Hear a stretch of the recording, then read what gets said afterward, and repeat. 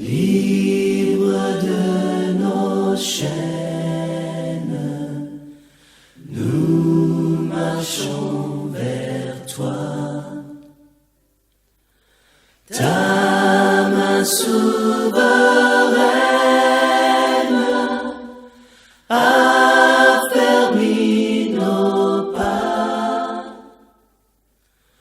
armés de lumière. Et nous bénissons le Seigneur ce matin. Celui qui t'a donné l'occasion d'être là. Parce qu'il n'y a pas du hasard avec Dieu. Il connaît toutes choses. Et rien ne peut rester caché au devant de Dieu. Il nous a donné tous le privilège ce matin de nous retrouver dans sa présence. Et c'est là parce qu'il a une parole pour toi. Nous avons commencé à comprendre depuis 2 dimanches que nous devons prendre garde à nos pieds lorsque nous entrons dans la maison de Dieu. Et nous avons compris ce que doit être notre attitude quand nous sommes dans la présence de notre Dieu.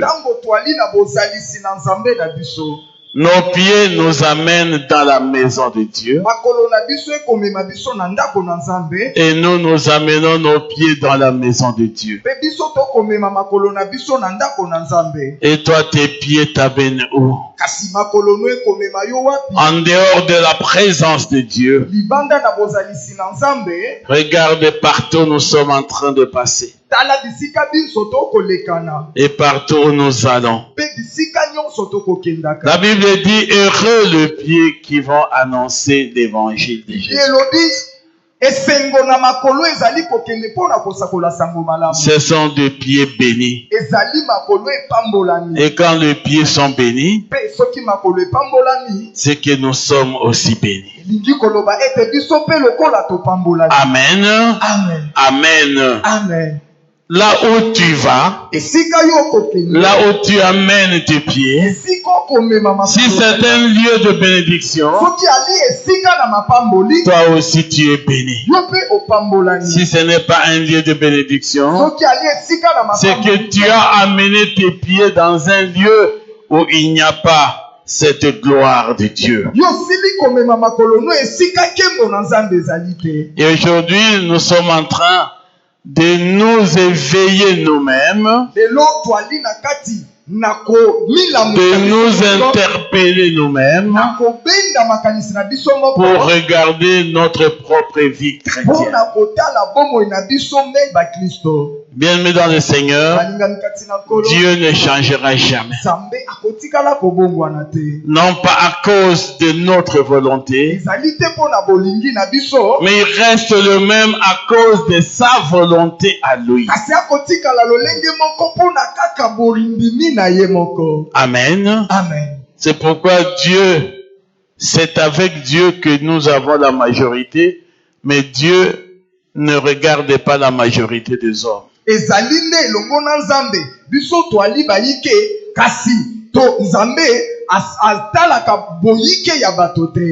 tu es seul dans la vérité de Dieu, tu es majoritaire.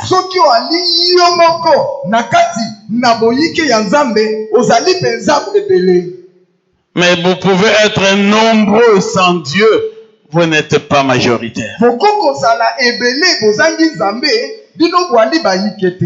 personne avec Dieu sera plus majoritaire que vous nombreux sans Dieu.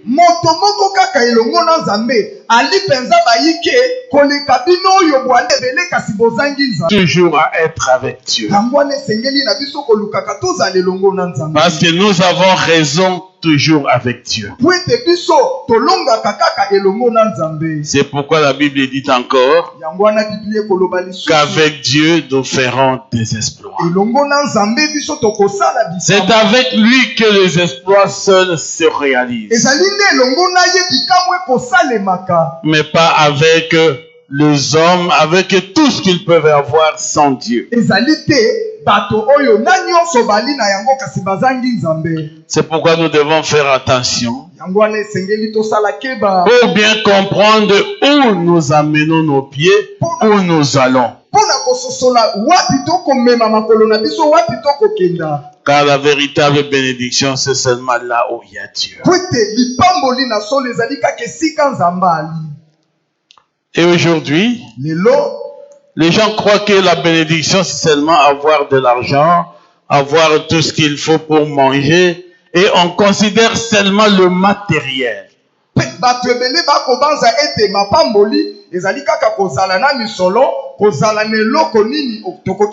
Dieu dit je te bénis, ou si Dieu te bénit, ce n'est pas qu'il a rempli tes coffres d'argent, ou tes greniers de tout ce qu'il te faut pour manger. Dieu nous bénit de différentes manières. Mais les plus importantes de toutes les bénédictions, c'est l'épanouissement spirituel. C'est l'épanouissement, c'est la connaissance de Dieu. La connaissance de Dieu est la plus grande bénédiction. C'est pourquoi le premier des grands miracles qu'il y a au monde, c'est de transformer un païen en chrétien. C'est le plus grand miracle qu'on puisse chercher. Quitter la vie païenne et devenir chrétien. Il n'y a pas de miracle comparable à celui-là. Et c'est pourquoi Dieu veut que nous restions toujours attachés à lui, afin que nos pieds soient dans le droit chemin. Et nous allons lire ce matin le livre des Hébreux, l'épître de Paul aux Hébreux, au chapitre 12. Nous lisons du verset 12 au verset 16.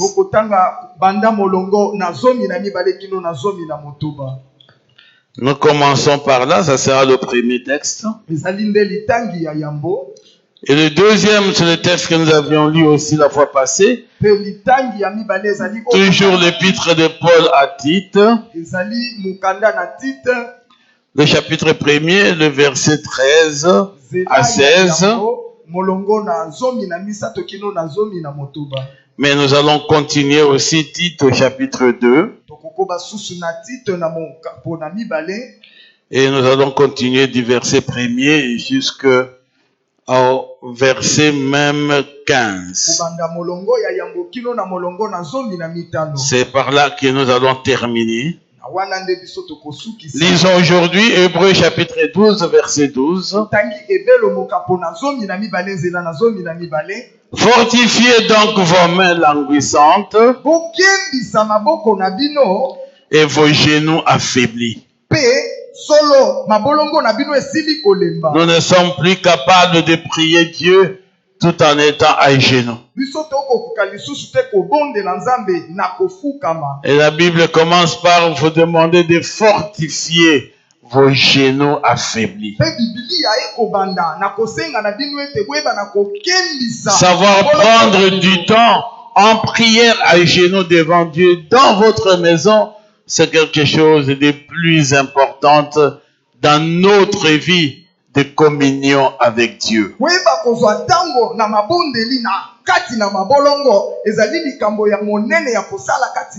Et suivez avec vos pieds des voies droites, afin que ce qui est boiteux ne puisse pas dévier. mais plutôt se raffermissent. Recherchez la paix avec tous et la sanctification, sans laquelle personne ne verra la face du Seigneur. Recherchez la paix avec tous. J'espère que vous êtes en paix avec tout le monde. Regarde dans ta propre vie qui ne sont pas en paix avec toi.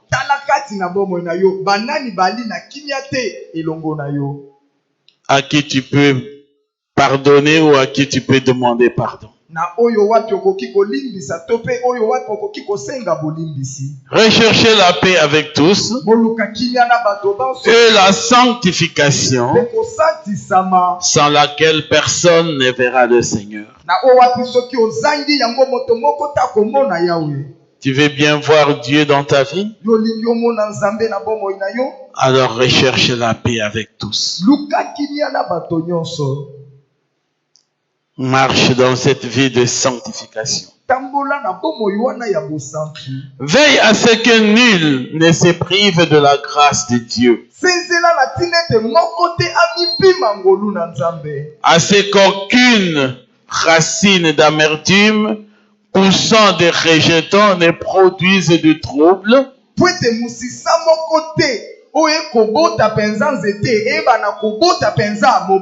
Et que plusieurs n'en soient pas infectés.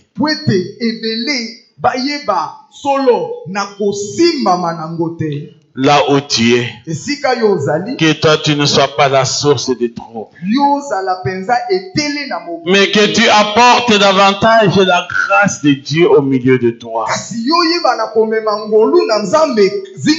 Même ceux qui étaient dans l'hésitation et le doute puissent recevoir la grâce de Dieu.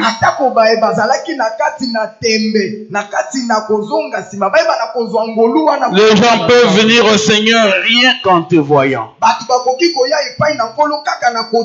Ils habitent avec toi. Ils sont avec toi. Quand ils regardent ce que tu es, et aussi sentent la joie de venir au Seigneur, tu auras partagé la grâce de Dieu avec ceux qui sont autour de toi. Mais si quand les gens te regardent et disent si celui-ci ou celle-ci prie,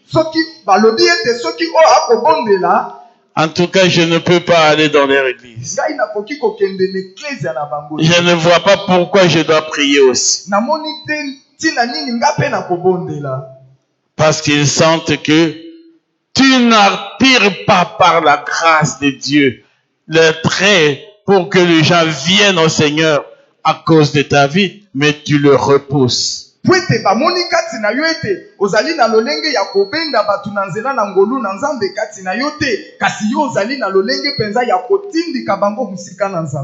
Et tu fais que les gens puissent haïr ou même détester Dieu.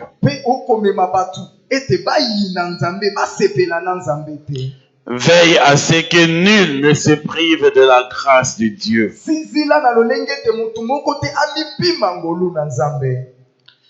À ce qu'il n'y ait ni impudique, ni profane, comme Ésaü. Donc quelqu'un qui a une bassesse d'esprit.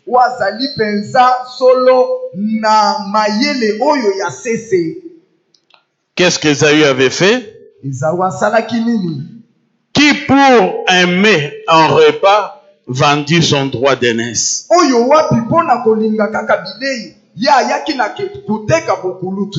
Vous savez que plus tard, voulant obtenir la bénédiction, il fut rejeté, quoiqu'il la sollicita avec larmes.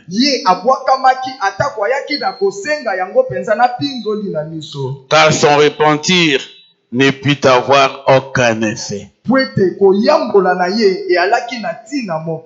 vous rappelez tous de l'histoire d'Ésaü, qui avait très faim et qui rentrait des champs,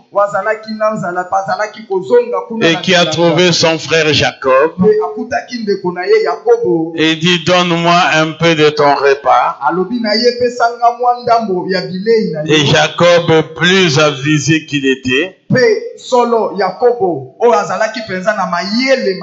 il lui dit, donne-moi d'abord ton droit d'aînesse. Ésaü était l'aîné, Jacob était le petit frère. Et Ésaü dit, qu'est-ce que ça me vaut les droits d'aînesse pendant que je meurs de faim?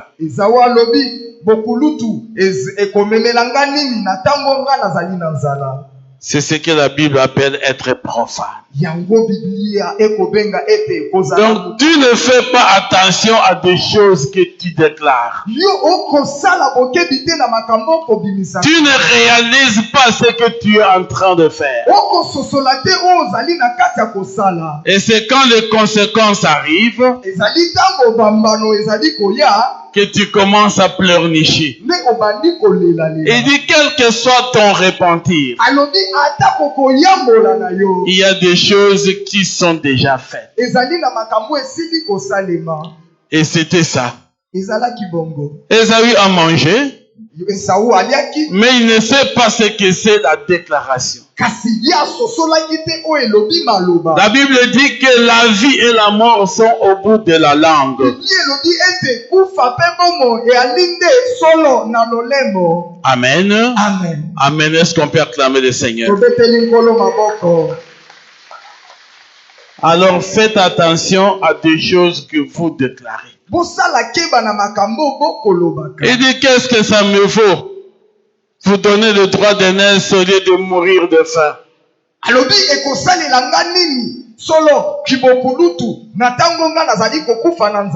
Prends ce droit d'aînesse et donne-moi à manger. Et Jacob lui a donné à manger. Jacob a saisi seulement la déclaration d'Ésaü. Et quand leur père Isaac voulait mourir, il était en train, il était déjà vieux, il s'attendait à la mort. Il dit à son fils que lui croyait être l'aîné, parce que le papa ne savait pas que son fils avait déjà vendu son droit d'aînesse. Il appelle Ésaü pour lui dire, va, tue-moi un gibier et prépare-moi un beau repas comme je l'aime bien, afin que je te bénisse avant ma mort.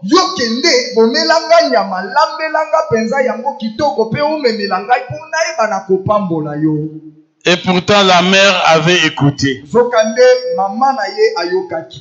Et la maman Rebecca aimait bien Jacob.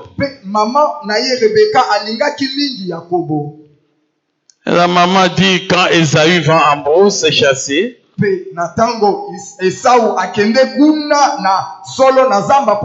savez tout le jeu que la maman a fait. Elle a préparé le veau très bien fait. Elle a fait porter à Jacob la peau d'animal pour ressembler à Ésaü. Et Jacob a béni Ésaü. Et lorsque a béni Jacob. Et lorsque Ésaü rentrait de sa chasse, il prépare tout son mets. Il va donner à son père. Mais il est déjà bien rassasié déjà.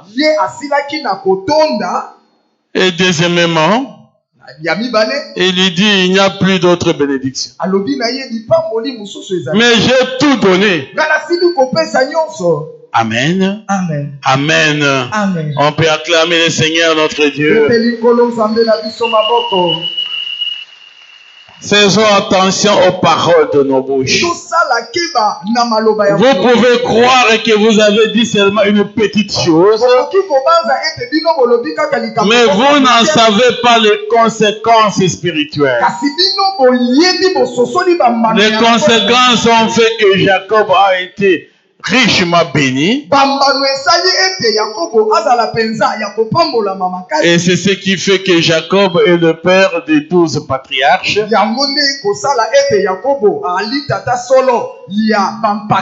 Et il représente aujourd'hui toute la nation d'Israël. Rien que parce qu'il y avait un repas à chercher. Amen. Amen. Mon frère, ma soeur, pour un petit repas que tu vas manger pour quelques minutes seulement, mais tu vas perdre le reste de toute ta vie. Tu vas perdre même l'avenir de toute ta vie, ou même le devenir de toute ta vie.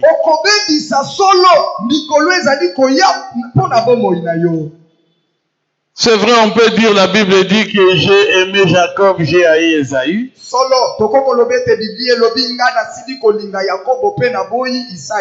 Mais Esaü lui-même a contribué à l'accomplissement de la parole de Dieu. Les bénédictions étaient toujours laissées à l'enfant aîné. Et rien ne pouvait changer cela. C'est pourquoi Isaac a demandé à son fils aîné d'aller lui faire un repas et qu'il allait le bénir.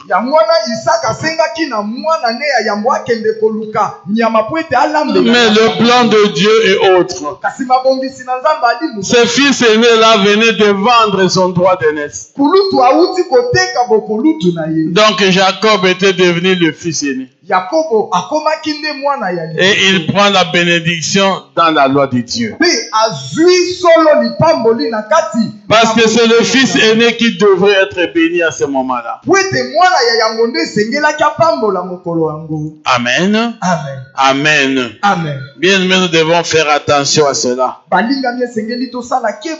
Vous savez, Esaü a beau pleurer devant son père, mais il n'y avait plus aucune autre bénédiction pour lui. Si fils aîné lui dire, bon, tu vas aussi aller peut-être prospérer un peu et c'est fini. Mais toutes les grandes bénédictions, c'est Jacob qui les avait reçues. Et Jacob est devenu le père de tous les patriarches ou les 12 patriarches de la maison d'Israël.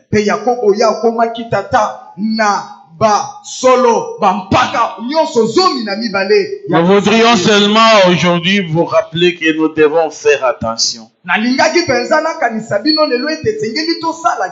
nous comportons pas comme des gens sans intelligence.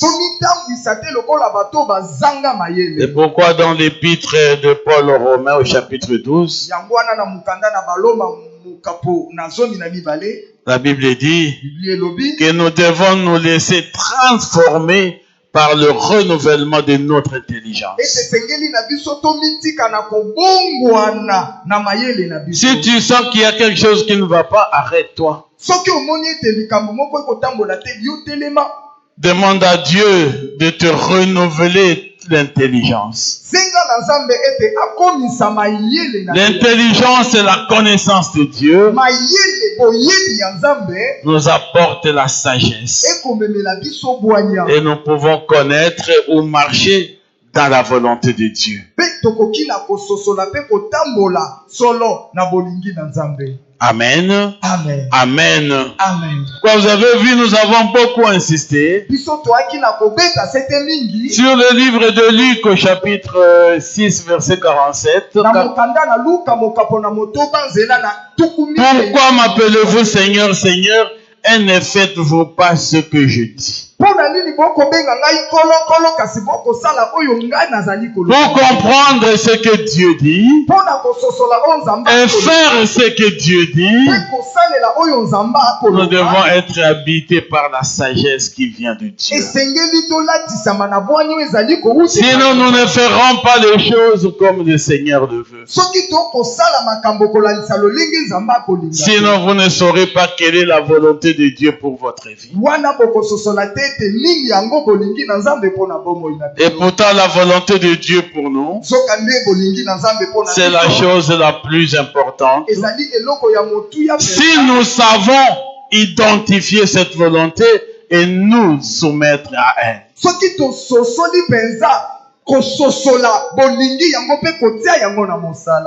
C'est ce que nous devons faire. C'est pourquoi il dit nous devons fortifier nos mains et nos genoux faibles.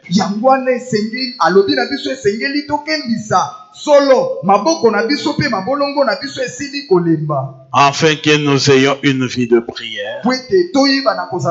Et non pas seulement la vie de prière, mais que tout autour de nous, nous puissions s'aimer la paix. Rechercher la paix avec tous. Et la paix s'accompagne toujours de la sanctification. Parce que là où il y a des incompréhensions, on demande pardon. Non pas seulement pour rétablir la paix, mais pour mener aussi une vie de sanctification. Nous apportons la paix en demandant pardon. Et le même pardon nous accorde d'entrer dans une vie de sanctification. Et quand nous pouvons amener et la sanctification et la paix, nous allons voir dans nos vies la présence de Dieu.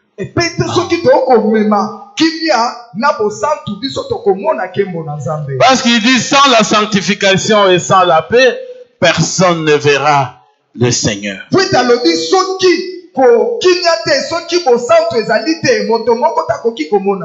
Et si tu ne peux pas voir le Seigneur, alors tu perds ton temps pour rien.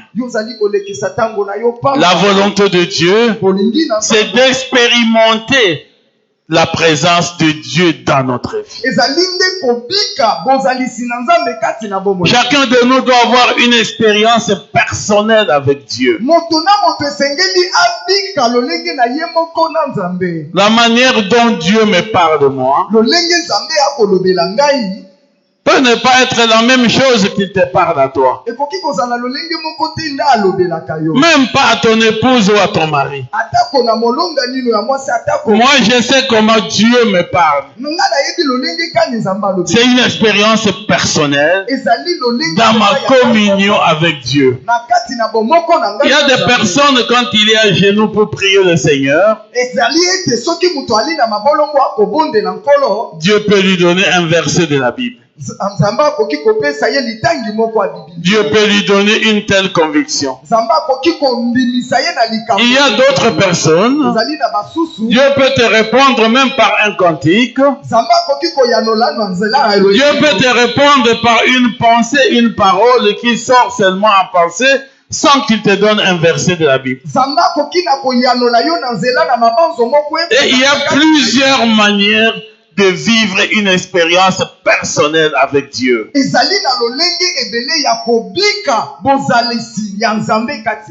Mais tout cela, c'est lorsque tu as un cœur en paix. Un cœur qui compte sur Dieu. Un cœur qui dépend de Dieu. Tu fais attention à l'écoute de ces dieux. Amen. C'est pourquoi nous avions lu les livres de l'épître de Paul à Tite, au verset 15 plutôt. Et nous avons dit que tout était pur, tout est pur pour ceux qui sont purs. Tout est pur pour ceux qui sont purs. Ça signifie tout va bien pour celui qui est en état de communion réelle avec Dieu. Tu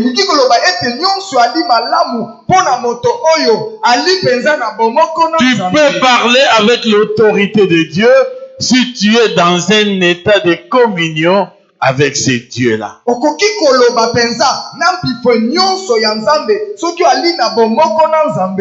Et les paroles que tu vas dire sont des paroles qui sont pures. Parce que toi, tu es dans un état de pureté. Un état de sanctification. Ça signifie quand nous sommes dans le Seigneur,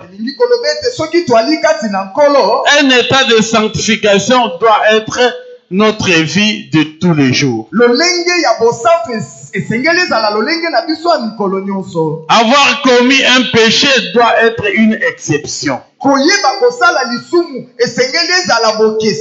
Parce que nous savons que nous sommes sur la terre. Et nous l'avons dit qu'un chrétien peut commettre un péché. Mais un chrétien ne peut pas vivre dans le péché. Et commettre un péché et vivre dans le péché sont deux choses très différentes. Un péché, tu le commets parce que tu étais un peu distrait, tu n'as pas fait tellement attention, tu te retrouves dans quelque chose qui n'est pas correct devant Dieu. Et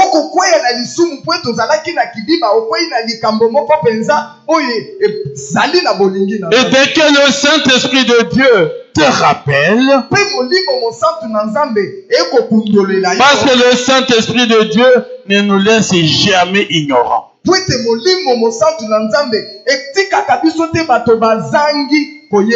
Et le diable aussi vient nous aider.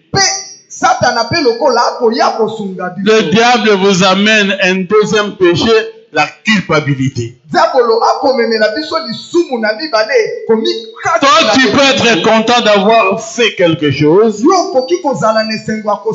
mais tu n'as plus la paix parce que le diable commence à te culpabiliser. Ce qu'il faut rechercher, c'est de courir vers Dieu, afin d'aller demander pardon, afin de rechercher la paix, afin de vivre la sanctification. Quand tu as été pardonné, tu sentiras une joie tout à fait différente et particulière. Vous savez, une histoire qu'on rencontre toujours. Je ne sais même pas tout à fait la véracité de l'histoire. Un monsieur qui avait tué un coq ou une poule de son maître à la maison.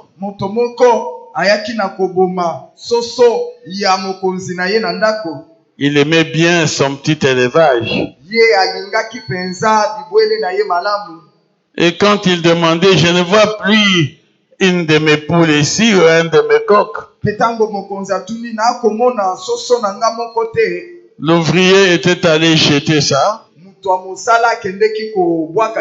Et il ne pouvait jamais dire que c'était lui. Il savait que la conséquence allait tomber immédiatement. Et tous les jours, c'était comme ça. Mais un de ses amis avait vu. À la fin de chaque mois, il dit, tu me donnes ton salaire. Si tu ne me le donnes pas, je vais dire que c'est toi qui avais tué le coq du patron. Et pendant plusieurs jours, le frère ou le monsieur, le travailleur, était devenu tout un malheureux. Parce qu'il ne pouvait plus vivre en paix. À chaque moment, il était devenu le prisonnier de son collègue qui avait vu comment il avait tué les coques de leur patron. Et il a perdu plusieurs fois ses salaires. Finalement, un jour, il a pris le courage. Là où son ami n'était pas là, il est allé pleurnicher à leur patron. Il dit, le coq que tu as toujours cherché, c'est moi qui l'avais tué par inadvertance. J'avais eu peur et j'avais jeté ça. J'ai demandé pardon. Et le patron l'avait pardonné. Alors quand l'autre était venu pour encore le culpabiliser à la fin du mois,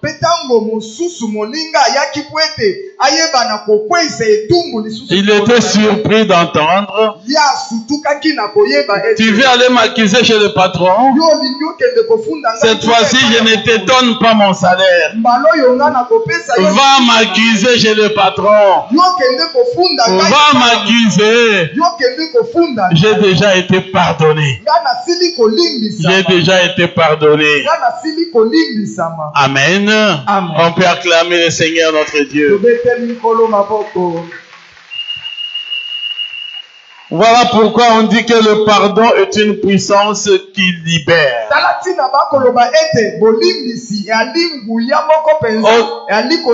Aussi longtemps que tu n'as pas demandé pardon, tu es l'esclave du diable.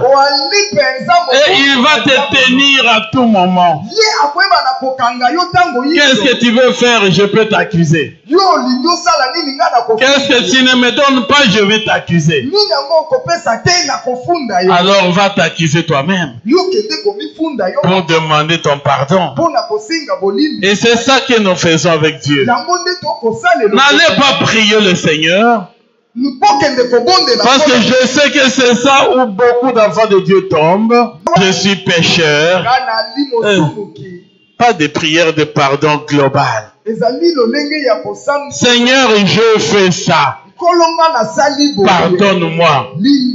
On doit savoir dire à Dieu ce qu'on a fait, le mal qu'on a fait et pour lequel on demande pardon.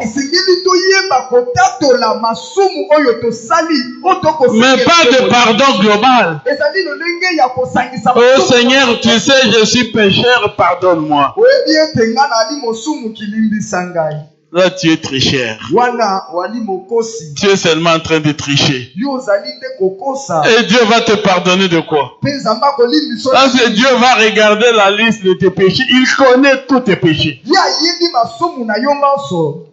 Mais ce que Dieu veut, que toi-même tu reconnaisses tes péchés. Que toi-même tu dises ce que tu as mal fait. Patron, c'est moi qui ai tué ce coq-là. Alors pardonne-moi. Amen. Et là tu auras le pardon. Et tu seras dans la joie d'être pardonné. Parce que même nous-mêmes, tu viens me dire, pasteur, pardonne-moi. Je vais commencer à demander, je vais te pardonner de quoi? Bien-aimé dans le Seigneur, recherchez à mener cette vie de pureté, une vie de sanctification. Et quand nous sommes purs, ce qui sort de nous aussi est pur. Car la Bible dit, on ne peut pas trouver une source qui a en même temps de l'eau potable et de l'eau amère.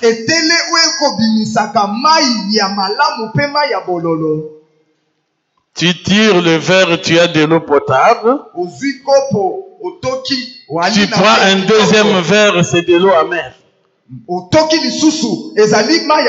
Est-ce que ça peut exister? Tout est pur pour celui qui est pur.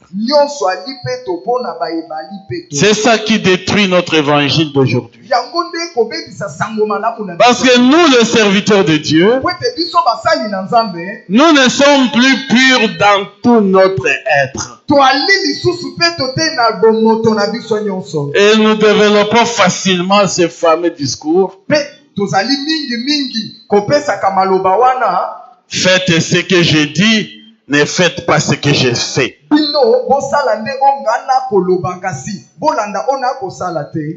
Amen. Amen. Si moi je me lève ici et je dis ça, est-ce que je suis sérieux avec moi-même?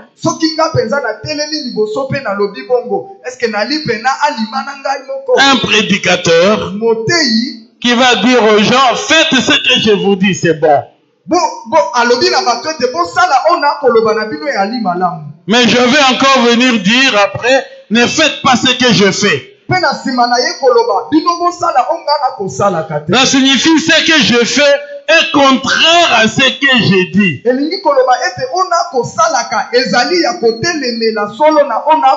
Et la plus grande abomination avec Dieu, c'est de dire des choses qu'on ne fait pas. Quand vous dites des choses et que vous-même vous ne le faites pas, devant Dieu vous ne représentez rien. Vous êtes un fauteur ou un fausseur, un menteur. C'est pourquoi il nous dit dans ce verset,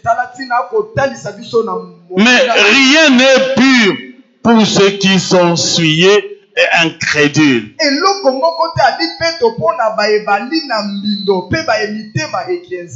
Moi, je viens de là où je peux coucher et je viens ici, je vous dis, vous savez, il ne faut pas être de prostituée. Pourtant, moi-même, j'ai été prostituée la nuit. Est-ce que je suis sérieux avec moi-même?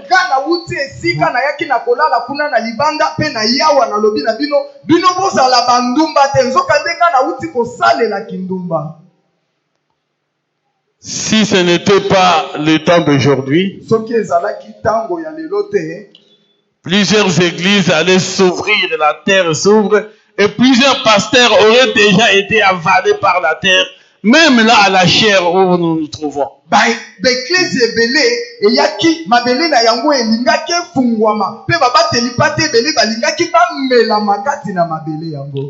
Parce que les gens, nous n'avons pas seulement honte de nous-mêmes. Rien n'est pur pour celui qui est souillé. C'est dire que ces prédications sont souillées. Ces prières sont souillées. Ces bénédictions-là sont souillées. Ces prophéties-là sont souillées. Et toute sa vie est souillée. Lui-même est souillé. Sa maison est souillée. Son ministère est souillé. Son travail est souillé. Et il n'y a rien de pur dans sa vie. Amen. Amen. Mais ce sont déjà comme ça que nous suivons. Parce qu'il parle. Parce qu'il parle. On ne peut pas seulement s'arrêter à l'écoute aux paroles. Nous devons aller plus loin. C'est ce que la Bible nous dit. On le reconnaîtra à leurs fruits. Ce n'est pas un jugement. Et les gens vous intimident en disant ne jugez pas les serviteurs de Dieu. Oui, ne jugez pas les serviteurs de Dieu, c'est vrai. Mais le jugement est différent de voir ce que tu fais. Parce que les fruits de ta vie ressortent au grand jour. Ce que moi je vois, ce n'est pas te juger.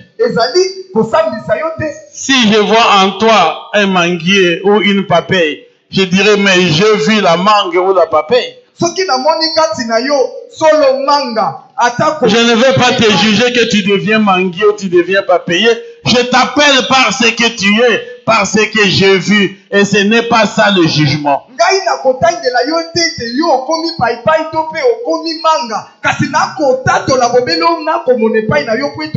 Alors ne vous laissez pas intimider par ça. Oh, il ne faut pas juger les hommes de Dieu. Tu es impudique et tu as rendu grosse la femme d'autrui ou la fille d'autrui et tu veux qu'on ne t'appelle pas impudique.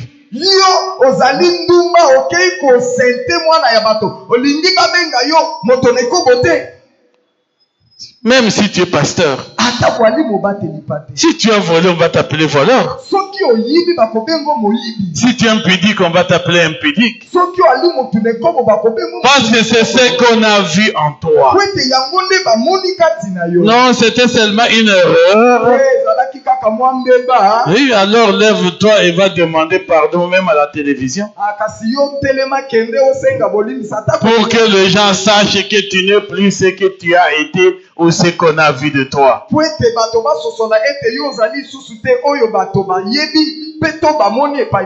Amen. Parce que c'est ça que nous devons arriver à faire.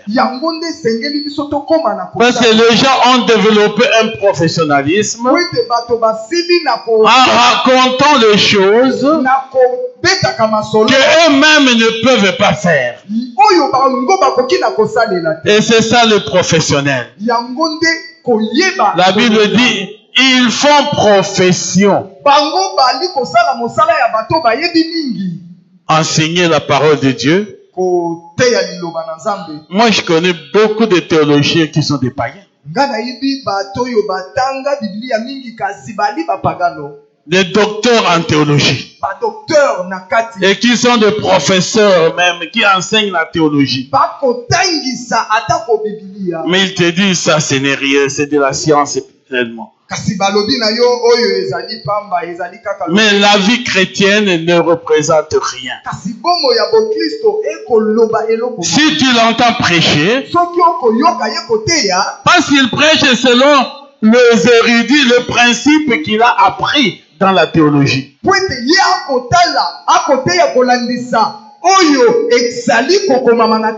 il ne prêche pas parce que c'est l'Esprit de Dieu qui lui communique ce qu'il dit.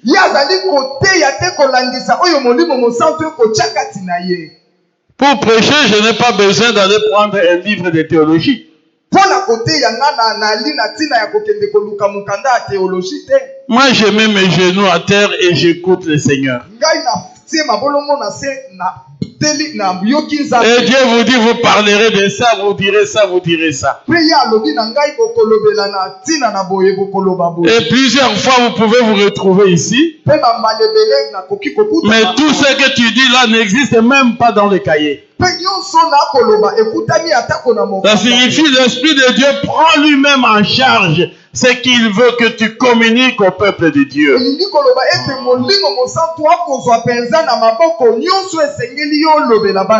Et c'est différent de toute la théologie. Donc être serviteur de Dieu, être enfant de Dieu, c'est savoir être à l'écoute de Dieu. Et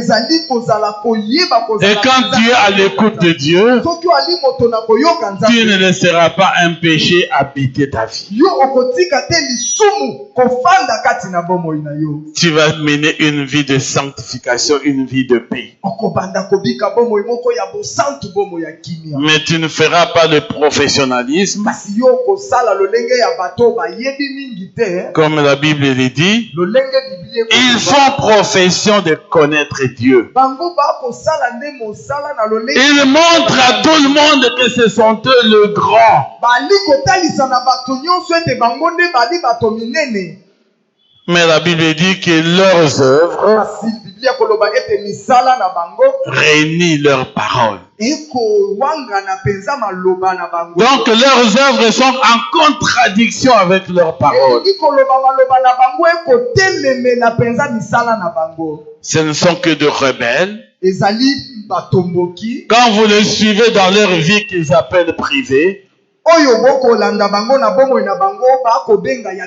Tu verras un serviteur de Dieu. La première chose, c'est de dire, mais faites attention, j'ai aussi une vie privée. C'est faux et archi faux. Il n'y a pas un pasteur qui peut avoir des vies privées. Nos vies sont aussi de vie publiques et connues et qui doivent être connues de tout le monde. Amen. Amen. Parce que devant Dieu, quelle est la vie privée? Tu peux aller cacher dans le coffre que c'est ça ma vie privée. Même dans le plus grand coffre, Dieu voit. Et si Dieu veut te mettre à nu, il te mettra à nu. Parce que Dieu peut te montrer ce qu'est un tel ou un tel autre. À plusieurs reprises. Qu'est-ce que le Seigneur ne nous montre pas? Je connais beaucoup d'hommes ici, même qui s'appellent hommes de Dieu, sans que personne m'ait montré, mais Dieu me les a montrés.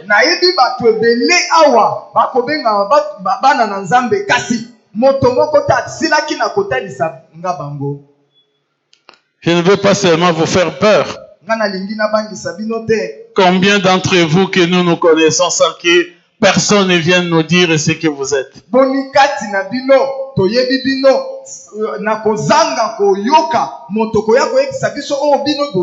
C'est ce que je vous disais l'autre fois. Vous avez aussi le droit de prier Dieu et dire, Seigneur, montre-moi notre pasteur, comment il est.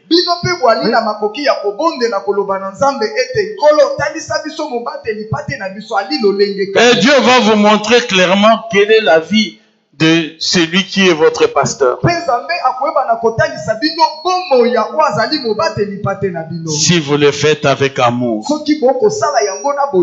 Amen. Amen. Si vous n'aimez pas quelqu'un, ne priez pas pour lui. Parce que votre prière ne sera qu'un gaspillage de temps. Mais si vous aimez quelqu'un, votre prière sera une bénédiction pour lui. Amen. Amen. Amen. Amen. Alors l'apôtre Paul dit encore dans Tite, il lui dit maintenant comment il faut dire des choses. Ce qui doit être un serviteur de Dieu dans son discours et dans son langage. Il dit pour toi, dis les choses qui sont conformes à la saine doctrine.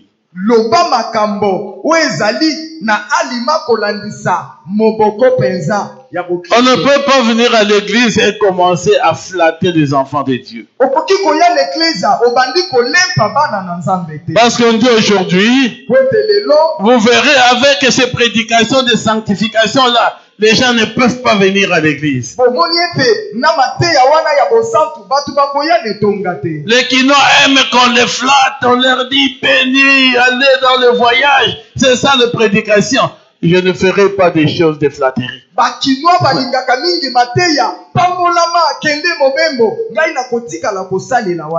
Je ne dirai la parole de Dieu que telle qu'elle est. Que telle qu'elle est et telle qu'elle est donnée. Amen. Amen.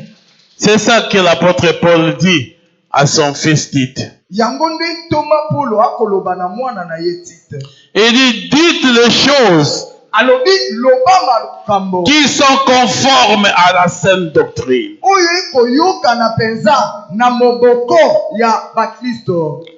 Il va dire, tu sais, ton mari, j'ai vu, il vient du Canada. Il n'y a jamais eu de prophétie où le mari vient de Kinshasa, ou il vient de Lubumbashi ou de quelque part dans le pays. Toujours il vient des États-Unis, il viendra de l'Europe.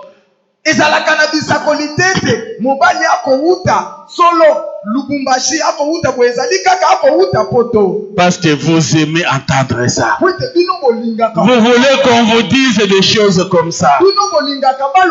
Et là, vos oreilles sont vraiment très bien bercées. Et vous dites, en tout cas, les pasteurs donnent des prophéties merveilleuses. Tous les dollars, vous allez lui donner parce qu'il nous a raconté des faussetés comme ça et des mensonges.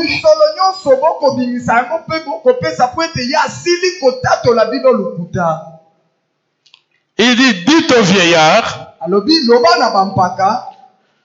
dit que les vieillards doivent être sobres, honnêtes, modérés, saints dans la foi, dans l'amour et dans la patience. Amen. Amen. L'apôtre Paul le dit à Tite. Quand il va aller dire là-bas, même aux vieillards, des personnes âgées même à l'église, dites-leur qu'ils doivent être honnêtes, qu'ils doivent être modérés. Ce n'est pas parce qu'ils sont âgés qu'ils peuvent faire des choses à l'extravagance ou à l'extrême.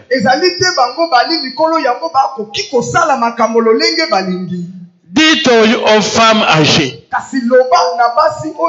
que les femmes âgées doivent aussi avoir l'extérieur qui convient à la sainteté.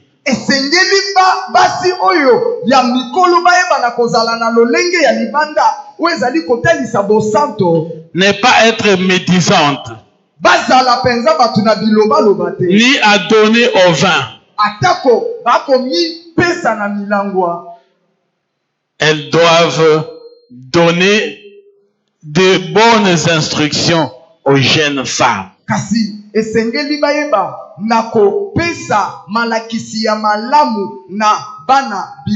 Vous êtes des femmes âgées à l'église et vous voyez des jeunes filles ou des jeunes qui sont là dans la vie qui n'est pas conforme. C'est à vous de leur dire comment une jeune fille et une jeune femme doit se comporter dans la présence de Dieu à l'église ou même avec son mari.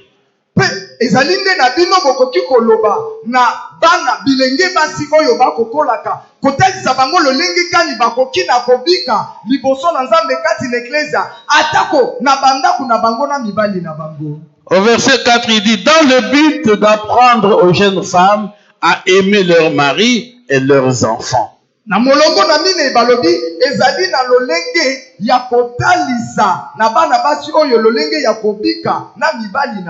À être retenu,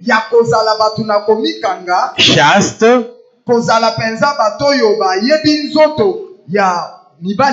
occupé aux soins domestiques, bonnes ou soumises à leur mari.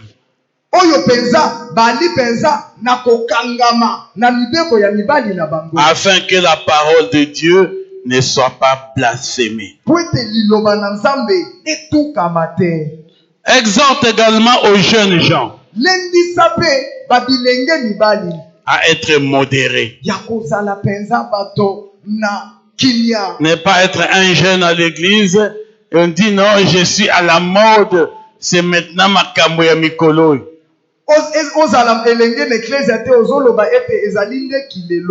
Un jeune chrétien doit être un modèle au milieu de tous les autres jeunes. Quand vous trouvez, vous avez une manière de vous habiller décemment. Vous ne prenez pas le langage de la rue. On vous écoute et il n'y a pas de différence avec le kuluna dans votre parler.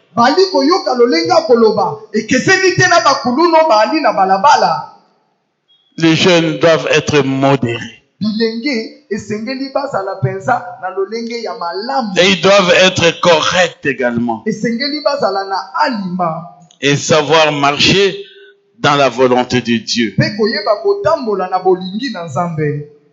Ils doivent être des modèles de bonnes œuvres.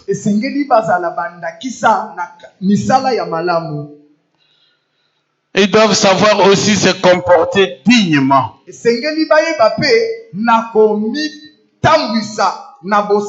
Et pourquoi il dit exhorte de même les jeunes gens qu'ils soient modérés, qu'ils doivent se montrer eux-mêmes à tous égards comme des modèles de bonnes œuvres.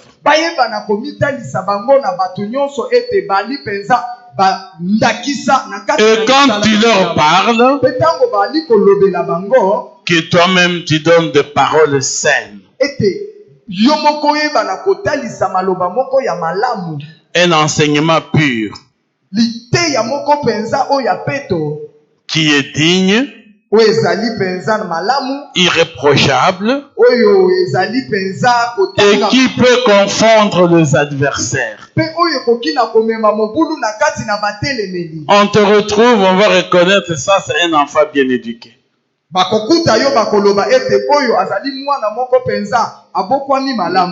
Et quand tu te dis non, je suis chrétien, on va dire oui, toi tu ressembles à un jeune chrétien.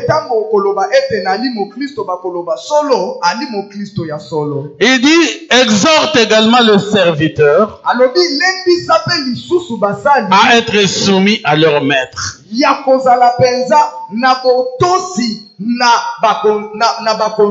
Vous travaillez chez quelqu'un. Quel que soit le niveau du travail, vous devez savoir respecter vos patrons. Parce que la Bible reconnaît cela. Qui peut y avoir des patrons, il peut y avoir des serviteurs. Mais dans ton travail, sois fidèle. Sois un homme fidèle, une femme fidèle. Sois correct. Toi tu es chrétien, tu commences le travail à 8 heures et toi tu arrives toujours à 12 heures. Et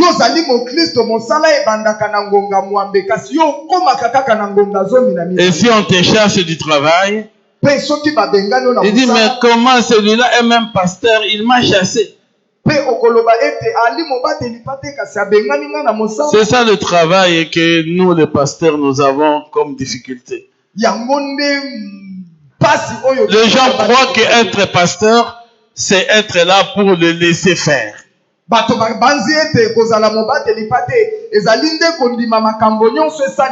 Laisser aller. Tu peux faire tout ce que tu veux parce que tu travailles avec le pasteur. L'ordre reste l'ordre.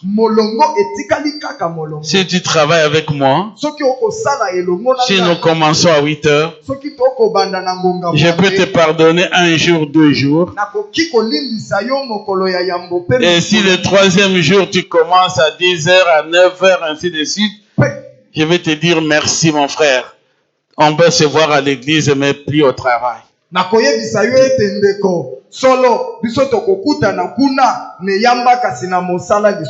Parce qu'il faut dans la vie savoir mettre de l'ordre. Notre Dieu est un Dieu d'ordre. Et nous les enfants de Dieu, nous devons être des modèles. Et surtout encore si nous travaillons avec des païens. Quand il faut faire à 8 heures, vous êtes là à 8 heures. Et c'est ça qu'il faut arriver à faire. Et vous serez agréable à votre Dieu. Dieu regarde toutes ces choses. Tu vas croire que tu as seulement énervé ton patron. Quand tu fais des choses qui sont contraires à ce que vous êtes déjà entendu, ça devient même un péché devant Dieu. Tu ne diras pas j'ai seulement fait mal aux hommes. Mais ce que tu as fait mal aux hommes là a aussi frustré Dieu qui est ton Père. Et nous les hommes, nous devons comprendre cela. Même les lois de notre pays. On vous dit que nous conduisons ici priorité à droite. Parce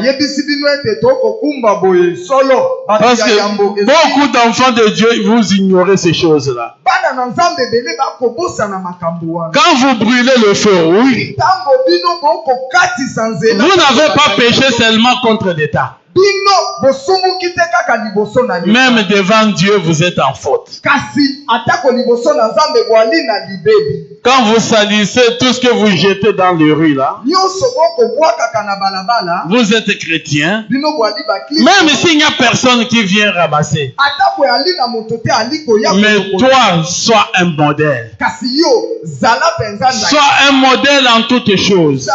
Tu as mangé tes bananes, mets dans ton sachet, tu vas jeter. Et pas jeter dans la rue. Tu as bu ton eau là. La bouteille ne la jette pas comme ça. Garde, va déposer dans ta poubelle à la maison. Quand tu jettes dans la rue, non seulement tu as un problème avec l'État, mais également Dieu ne t'approuve pas. C'est ça la dimension que nous les chrétiens nous oublions. Dieu veut que nous soyons de vrais modèles en toutes choses. C'est pourquoi ailleurs, quand tu te présentes comme pasteur, vous êtes surpris que les gens vous respectent énormément. Même dans le voyage, vous êtes devant des agents de l'État, vous présentez vos documents. Nous, ça nous arrive plusieurs fois. Ils vous voient que vous êtes ordonné. Même si les gens arrivent, moi je reste aussi en ligne à ma place. Je ne peux pas chercher à doubler pour aller passer ceux qui sont devant. Parce qu'en faisant tout ça, le temps que tu énerves d'autres personnes, tu n'es plus un modèle devant eux. Et Dieu non plus n'est plus content de toi. Dieu est content si nous restons comme des modèles. Là où il y a des lignes, respecte les lignes. Là où il y a des places, respecte les places. Là, il faut respecter tout ce qui se passe dans le pays. Respectez ça. C'est pourquoi les gens se moquent de nous.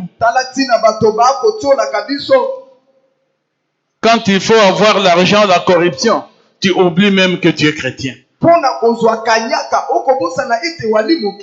Pourquoi pour rendre service à quelqu'un, il faut qu'il te paye?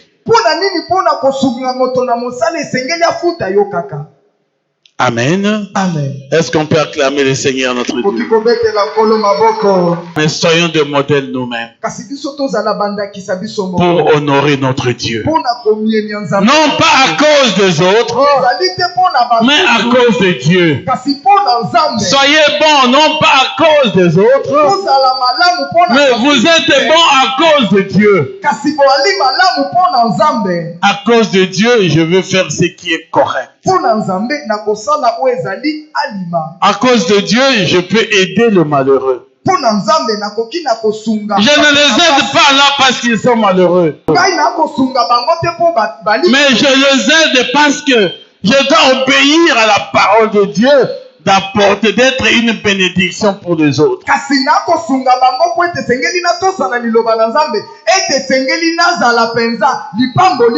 C'est pourquoi l'apôtre Paul dit à Tite, comment tu vas parler aux vieillards? Comment tu vas parler aux femmes âgées?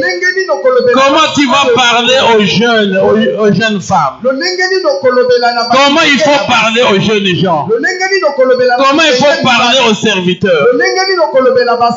Quand tu travailles chez des gens et chaque soir tu dois voler quelque chose. On ne m'a pas donné, mais j'ai pris juste 2 cuillères. On ne m'a pas donné, j'ai pris un verre. Et tu ouvres le congélateur, tu prends quelques viandes. Mais tu peux demander, on va te le donner. Alors pourquoi le voler? Parce que quand tu voles à ces gens-là, Dieu te prend pour voleur. Donc tout ce qu'on peut faire, tu entres dans le bus, paye ton ticket. Tu n'entres pas dans le bus pour commencer à montrer je ne sais quoi et disparaître après. Non.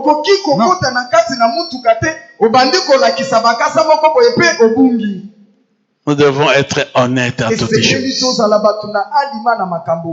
pour que nous soyons purs. Même nos actes doivent être purs. Nous ne devons pas confondre les choses. Les gens vous croient être corrects et honnêtes, mais entre-temps vous faites des histoires incroyables. Vous allez donner gloire à votre Dieu si réellement vous traduisez ce que Dieu dit dans sa parole. Et la grâce de Dieu va nous accompagner. Donc restons purs. Ne faisons pas de professionnalisme de connaître Dieu. S'il y a un mal, un péché, répands-toi ou pardonne. Et Dieu sera content de toi. Et toi aussi tu jouiras de ce que dit la parole de Dieu. Tout est pur pour ceux qui sont purs.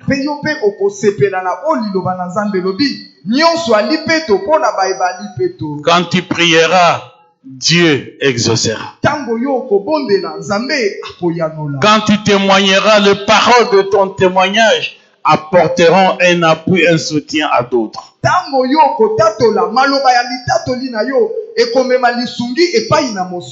Et quand tu diras à quelqu'un que Dieu te bénisse, Dieu le bénira. Parce que c'est devenu comme une récitation pour tout le monde.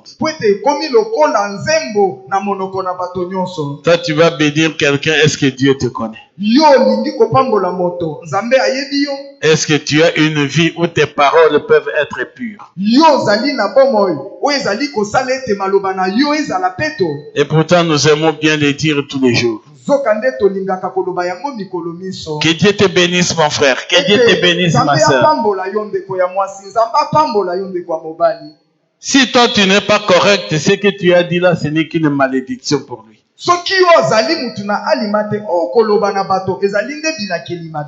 Heureusement pour ceux qui sont dans le Seigneur, une malédiction sans cause, elle est sans effet. Mais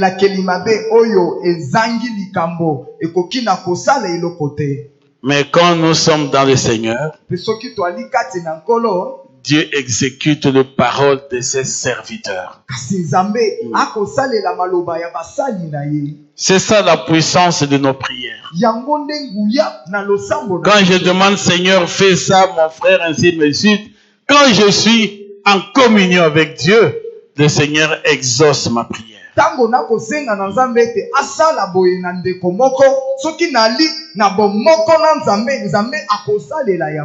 Mais si quelqu'un n'est pas correct avec Dieu, toutes ces paroles ne sont pas non plus correctes. Et même une prière essuyée, Dieu ne peut pas l'écouter ni l'exaucer. Même la prophétie essuyée ne sert à rien. Ce ne sont que de verbes et des mots. Ce que les gens voient aujourd'hui qui se passe. Beaucoup de faux miracles. Les gens veulent montrer comme s'ils sont là et pourtant ils ne sont pas avec Dieu. Et tout ce qu'ils font, c'est mentir aux gens. Alors prie le Seigneur, en fait qu'on ne te mente plus. Tout ce qu'on va te raconter, soi-disant, ça vient de Dieu. Et si ça ne vient pas de Dieu, que le Seigneur arrête et qu'il te montre que c'est du mensonge.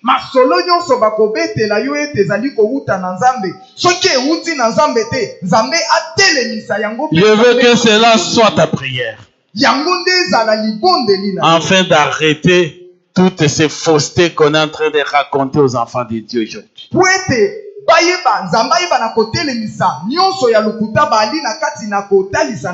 Jésus avait dit à ses disciples, quand vous arriverez dans une maison et que vous proclamerez la paix de Dieu, s'il y a une personne de paix, la bénédiction de la paix sera sur elle. Et s'il n'y a pas une personne de paix, qu'est-ce qui arrive? La bénédiction de la paix retourne sur le même disciple.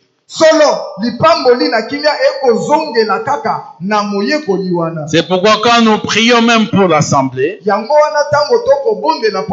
ceux qui sont dans la paix avec Dieu reçoivent les bénédictions de Dieu. Et si toi déjà, toi-même, tu n'es pas en paix avec Dieu, tu ne recevras rien. Il n'y a rien de Dieu qui peut s'imposer dans la vie de l'homme.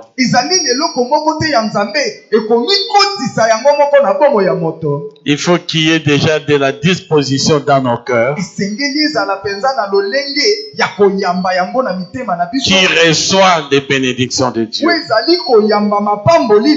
Et c'est toi-même qui prépares ça. Tu prépares un cœur capable de recevoir les bénédictions de Dieu. En te préparant toi-même. Mais si tu ne l'as pas fait, Dieu ne va pas imposer les choses dans ta vie. Dieu aime des hommes libres qui font leur choix librement. J'ai choisi de marcher avec Dieu. Je donne mon cœur à Dieu. Et je recevrai les bénédictions de Dieu. Mais si tu hésites, tu n'as pas choisi, Dieu ne va pas te faire même pas son enfant par imposition. Amen. Amen. Laisse que le Seigneur bénisse sa parole.